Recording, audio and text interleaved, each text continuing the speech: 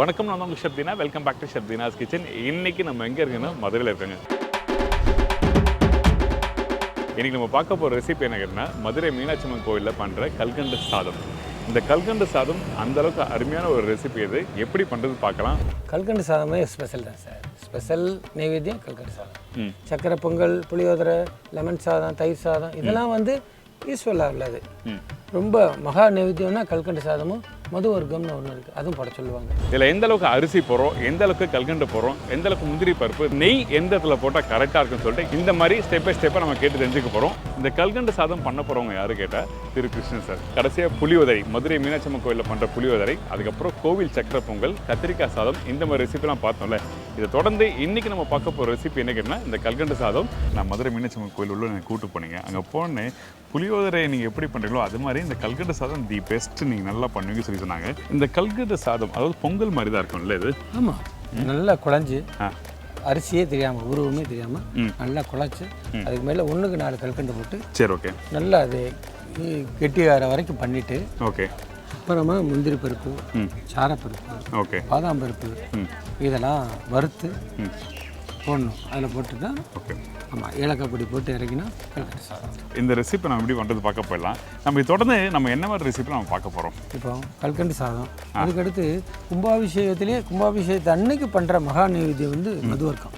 அதை பற்றியும் சொல்லலாம். நீங்கள் வெண்பொங்கல், தயிர் சாதம், மண் சுமந்த புட்டு. ஆமாம், புட்டு நீங்கள் சொல்கிறீங்க. லாஸ்ட் டைம் நம்ம புட்டு பண்ண போகிற சொன்னோம். ஆமாம். ஸோ இப்போ இந்த புட்டு ரெசிபி நான் போட்டுடலாம். இந்த புட்டு மற்ற அதாவது ரெகுலராக பண்ணுற புட்டுக்கும் இந்த புட்டுக்கும் வித்தியாசம் இருக்குது. பயங்கர டிஃபரன்ஸ், ரொம்ப டிஃபரன்ஸ். ஒரு நூல் மிஸ் ஆனாலுமே இந்த புட்டு வராது. இதை தொடர்ந்து நம்ம நிறைய ரெசிபி நம்ம பார்க்க போகிறோம். இப்போது நம்ம கல்கண்டு சாதம் பண்ண போயிடலாமா? கண்டிப்பாக. ஓகே, வாங்க போய் பார்க்கலாம். வணக்கம் சார். சார் வணக்கம். எப்படி இருக்கீங்க? நல்லா இருக்கேன் சார், நல்லா இருக்கேன். ரொம்ப நாள் ஆச்சு பார்த்து. 1 மாதம் ஆச்சு. ஆமாம், பரவாயில்ல, மாதம் வர வைக்கிறார் சுவாமி. போல புட்டு கல்கண்டு சாதம் நம்ம சேனலில் போட போகிறோம் சொன்னோம். சரி. ஆனால் அதை பார்த்துட்டு நிறைய பேர் என்ன ஆச்சு, கல்கண்டு சாதம் என்ன ஆச்சு, புட்டு என்ன ஆச்சு அப்படின்னு சொல்லி கேட்க ஆரம்பிச்சிட்டாங்க. கமெண்ட்ஸ்லேயே நிறைய பேர் கேட்குறாங்க. ஆமாம், படிக்கிறீங்களா? படிக்கிறேன். ஓகே. ஸோ அதெல்லாம் நேராக தேடி வந்தாச்சு நாங்கள். சரிங்க சார். ஓகே, இன்னைக்கு நம்ம கல்கண்டு சாதம் பண்ண போகிறோம். ஆமாம். இந்த கல்கண்டு சாதத்தில் என்ன ஸ்பெஷல்? கல்கண்டு சாதமே ஸ்பெஷல் தான் சார். ஸ்பெஷல் நைவேத்தியம் கல்கண்டு சாதம். சக்கரை பொங்கல், புளியோதரை, லெமன் சாதம், தயிர் சாதம் இதெல்லாம் வந்து யூஸ்ஃபுல்லாக உள்ளது. ரொம்ப மகா நைவேத்தியம்னா கல்கண்டு சாதமும் மது வர்க்கம்னு ஒன்று இருக்குது, அதுவும் போட சொல்லுவாங்க. மது வர்க்கம் அப்படின்னா என்னது? அப்படின்னா தேங்காய் துருவி நல்லா நெய்யில் வதக்கிட்டு அதில் பெருச்சம்பழம், முந்திரி பருப்பு, திராட்சை, கல்கண்டு, தேன் விட்டுட்டு ஒரு கிளறினோம்னா அது மது வர்க்கம். கும்பாபிஷேகத்தை அன்னைக்கு பண்ணுவோம். இது மகா நைவேத்தியமாக பண்ணுவாங்க. இது அந்த பஞ்சாமிரதம் மாதிரி இருக்குமா? எப்படி? பஞ்சாமிரதம் மாதிரி இருக்காது, உதிராக தான் இருக்கும். உதிரியாக இருக்கும். இல்லை, கடைசியாக சக்கரை பொங்கல் பண்ணும்போது அரிசி வேக வச்சு தண்ணி அவுட் பண்ணிட்டு அதுக்கப்புறம் கல்கண்டு போட்டோமே அந்த மாதிரி பண்ணுவோம். அதே மாதிரி தான். இன்னும் கொஞ்சம் நல்லா மலர வேக வச்சு எடுத்துட்டு நல்லா குழச்சிட்டு கொஞ்சம் பாலை விட்டு இன்னும் கொஞ்சம் திக்கார அளவு குழச்சிட்டு அதுக்கப்புறம் தான் கல்கண்டு பண்ணணும். சரி ஓகே. இப்போ இந்த ரெசிபிக்கு தேவையான பொருட்கள் ஒரு பார்த்துடலாமா? பார்த்துடலாம். பச்சரிசி 1/2 கிலோ, கல்கண்டு 2 கிலோ, நெய் 1/2 கிலோ, பாதாம் பருப்பு 100 கிராம், சாரப்பருப்பு 50 கிராம், 150 கிராம் முந்திரி பருப்பு, ஏலக்காய் தேவையான அளவு ஏலக்காய், கொஞ்சம் ஒரு 200 மில்லி பால். இந்த நெய், இந்த கல்கண்டுலாம் அதிகமான குவான்டிட்டி இருக்குது. கண்டிப்பாக நீங்கள் வீட்டில் பண்ணும்போது உங்களுக்கு ஏற்ற மாதிரி குவான்டிட்டி அதுக்கேற்ற மாற்றிக்கலாம். 1/2 கிலோ அரிசிக்கு 2 கிலோ கல்கண்டு. ஓகே. இதுவே வந்து 100 கிராம் அரிசி போடுறேன்னா எவ்வளோ கல்கண்டு வரும்? 100 கிராம் அரிசி போட்டாக்க 400 கிராம் கல்கண்டு. 400 கிராம் கல்கண்டு. ஸோ அதுக்கேற்ற மாதிரி நீங்கள் மாற்றிக்கலாம். அளவு ரொம்ப அதிகமாக இருக்குது, நெய் இவ்வளோ போடணுமா, அப்போ கல்கண்டு போடும்போது சொல்லி நிறைய பேர் கொஸ்டின் கேட்பீங்க. அதனால தான் நான் முன்னாடியே சொல்லிடுறேன். கண்டிப்பாக அளவுக்கு ஏற்ற மாதிரி பண்ணிக்கலாம். நெய் நிறையா தான் இருக்கும், கோயிலுங்கிறப்போ நெய் நிறையா தான் இருக்கும்.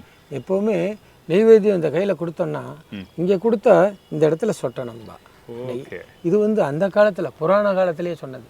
அதனால நெய் நாங்கள் நிறைய விட்டு தான் பண்ணுவோம். ஓகே, நல்ல விஷயம். இப்போ நம்ம ஸ்டார்ட் பண்ணிடலாமா? பண்ணலாம். அரிசி வேக வைக்கிறதுக்கு தேவையான தண்ணி ஊற்ற போகிறோம் சொன்னோம். கண்டிப்பாக. எவ்வளோ தண்ணி ஊற்றினா கரெக்டாக இருக்கும்? 1க்கு 3 மடங்கு 4 மடங்கு ஊற்றி நல்லா மலர வேக வச்சுட்டு அதை வடிச்சிக்கலாம். வடிச்சிட்டு நல்லா குழச்சிட்டு அதுக்கப்புறம் பால் விட்டுட்டு கல்கண்டு பண்ணலாம். சரி, 1க்கு 3 இல்லை 1க்கு 4 வச்சுக்கலாம்.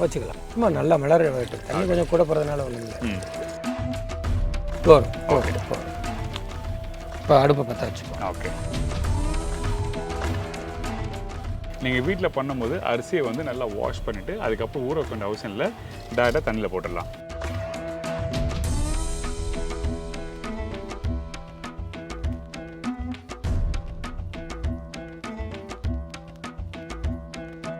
இந்த அரிசியை வந்து ஊற வச்சு நல்ல 3 தரம் நல்லா களையணும். ஓகே. ஆமாம், அதான் கலர் மாறாமல் வரும் கல்கண்டு சாதம். ஓகே. அதுக்காக இந்த அரிசி ஊற வைக்கிற பக்கம்லாம் இல்லை? அதெல்லாம் ஒன்றும் கிடையாது, ஊற வைக்கலாம் வேண்டாம், அலசி உடனே போடலாம். சரி, ஓகே. இந்த பச்சரிசிலேயே என்ன வகையான பச்சரிசி நம்ம யூஸ் பண்ண போகிறோம்? சாப்பாடு அரிசிலாம் பொன்னி பச்சரிசி சாதாரணமாக. சரி, இப்போ இந்த அரிசி போட்ட பிறகு நம்ம என்ன பண்ணுறோம்? நல்லா மலரட்டும். நல்லா மலரட்டும், அதாவது நல்லா வேகணும்.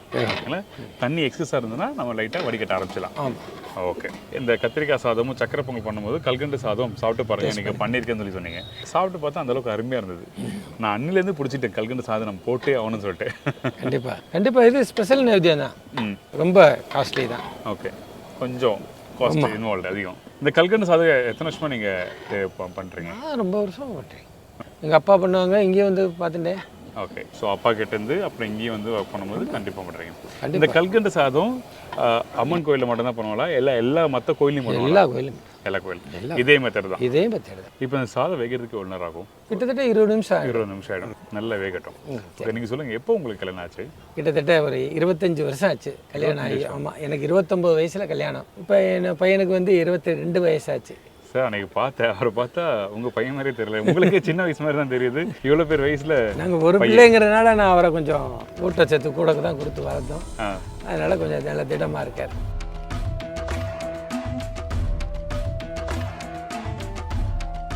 இப்போ இந்த அரிசி நல்லா குழஞ்சிருக்கு, அதாவது நம்ம வெடிக்க வேண்டிய அவசியமே இல்லை. ஆமாம், தண்ணி அதிகமாக இருந்ததுன்னா அந்த அரிசி வந்து வரும்போது கொஞ்சம் வெடிச்சிட்டு யூஸ் பண்ணலாம். கண்டிப்பாக இந்த டைமில் வெடிக்க வேண்டிய அவசியமே இல்லை.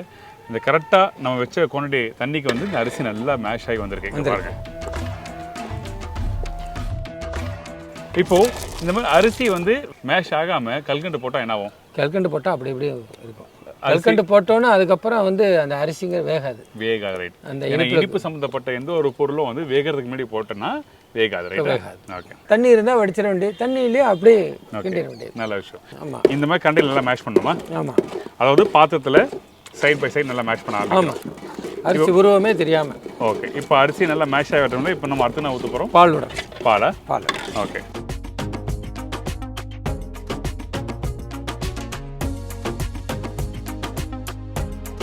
இப்போ இந்த பால் போட்டு நல்லா மிக்ஸ் பண்ணியாச்சு. கண்டிப்பாக. அதுக்கப்புறம் நம்ம என்ன பண்ணுறோம்? கல்கண்டு போடுறோம். ஓகே. இந்த கல்கண்டு நம்ம போடும்போது நிறைய பேர் வீட்டில் வந்து அந்த கிராம் 1/2 கிலோ 1 கிலோ சொல்லும் போது அந்த மெஷர் பண்ணி எடுக்கிறது கஷ்டமாக இருக்கும். சரி. வீட்டில் டம்ளர் நம்ம மெஷர் பண்ணி போடும்போது அது எப்படி போடுறது? ஒரு டம்ளர் அரிசினா 4 டம்ளர் கல்கண்டு போடணும். சரி, ஓகே. அதே மாதிரி 1 கப்பு அரிசினா 4 கப்பு கல்கண்டு போட வேண்டியது. சரி, ஓகே. வேற ஒன்றும் இல்லை. ஸோ அந்த மெஷர்மெண்ட்டில் ஈஸியாக போட்டுடலாம். கண்டிப்பாக. ஓகே. கண்டிப்பாக. இப்போ கல்கண்டு போட்டாச்சு, நல்லா மிக்ஸ் பண்ணுறோம்.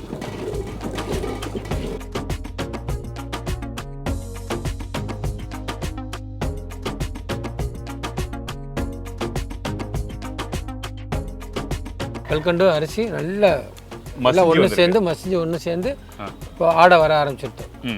இப்போ இந்த ஆடை வர நேரத்தில் கொஞ்சம் ஏலக்காய் போடலாம். ஏலக்காய் போட்டு இறக்கி வச்சுட்டு தாளிப்பு போடுவோம். தாளிப்பு போட்டு கொட்டி அப்படியே திரண்டு வந்துடும். ஓகே. இப்போது அந்த நெய் வந்து நீங்கள் வந்து கடைசியாக தாளிச்சு போடுறது இன்கேஸ் இந்த ஸ்டேஜில் போட்டால் நல்லாயிருக்கும். விறகு அடுப்புன்னு வச்சுக்கோங்களேன், சொன்ன மாதிரி எரியாது. வீட்டிலனா எவ்வளோ வேணாலும் சிம் பண்ணிக்கலாம், அதனால் கிண்டினா போகிறோம். விறகு அடுப்புங்கிறப்போ கொஞ்சம் நெய் ஊற்றினா அது கொஞ்சம் அடிபிடிக்காது அப்படிங்கிற ஒரு இது. Okay, okay. வேறு வீட்டில் வேணும் போட்டுக்கலாம், வெண்ணம் போடலாம், இல்லை கடைசியாக போட்டுடலாம். அந்த நீங்கள் சொன்ன மாதிரி அந்த பாவு மாதிரி நல்லா இதாகுது. ஆமாம், நல்ல கெட்டியாக பால் அல்வா மாதிரி வந்து. ரைட். இந்த மாதிரி வருது. அந்த கொதிக்க நல்ல கெட்டியான பக்கம் வந்தாச்சு. கண்டிப்பாக. அந்த அரிசி, அதாவது இந்த பச்சை அரிசி நல்லா மேஷாக இருக்குது. அதுக்கப்புறம் கல்கண்டு, அதுக்கப்புறம் இந்த ஏலக்காய் தூள்லாம் போட்ட பிறகு இந்த மாதிரி பக்குவத்தில் வந்த பிறகு தான் நம்ம தாளிச்சு போட்டுறோம். கண்டிப்பாக. ஓகே. கண்டிப்பாக. அதே டைமில் அடிப்பிடிக்க ஆரம்பிச்சிடும். ஏன்னா கல்கண்டெல்லாம் போட்ட பிறகு இருக்க அந்த கெட்டியான தன்மை வரும்போது அடிப்பிடிக்க ஆரம்பிச்சிடும். அந்த ஸ்டேஜ் வரும்போது நீங்கள் கரெக்டாக இருக்கணும். இப்போ இறக்கலாமா? இதை இறக்கலாம்.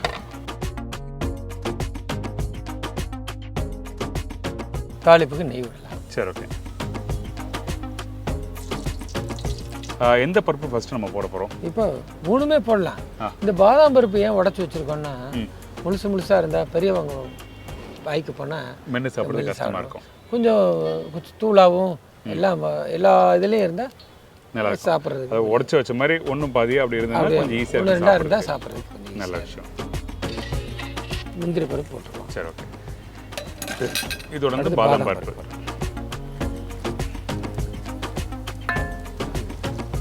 அடுத்து சாரப்பருப்பு. இது பிறகு நல்லா இது தாளிச்சிருமா? நல்லா செவந்த உடனே ஓகே. எடுத்து அதில் போட்டு ஒரு பரட்டு பண்ணி இந்த நெய்யில் இந்த மாதிரி சாரப்பருப்பு, முந்திரி பருப்பு, பாதாம் பருப்புலாம் தாளித்து கொட்டும் போது சூப்பராக நினைக்கிறேன். ஆமாம், அதெல்லாம் சாப்பிட்றதுக்கு நல்லாயிருக்கும். நான் ஏற்கனவே சாப்பிட்டேன்ல, அந்த அளவுக்கு சூப்பராக இருந்தது. வெள்ளை கலரில் ஒரு அருமையான ஒரு கல்கண்டு சாதம். நல்ல கலர் மாறி இருக்கு. இந்த மாதிரி நல்ல கோல்டன் ப்ரௌன் வந்துன்னு நம்ம மிக்ஸ் பண்ண வேண்டியதான். தாளிச்சு கொட்டிடலாமா? கண்டிப்பாக.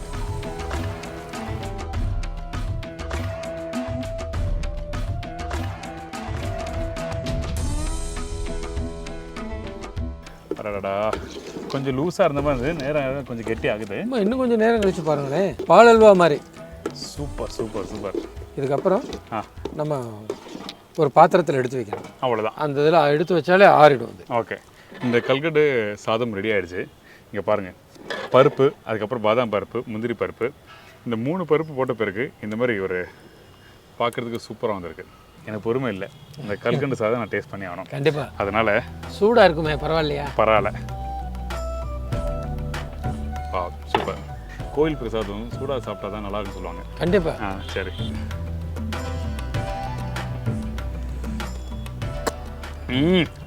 சூப்பர்.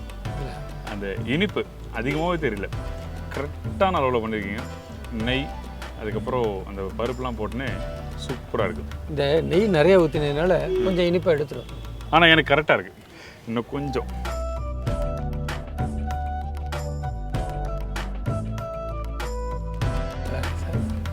சூப்பராக இருக்கும். அந்த கல்கண்டு சாதம் கரெக்டான இனிப்பு, அந்த அரிசி நல்லா மேஷாக இருக்குது.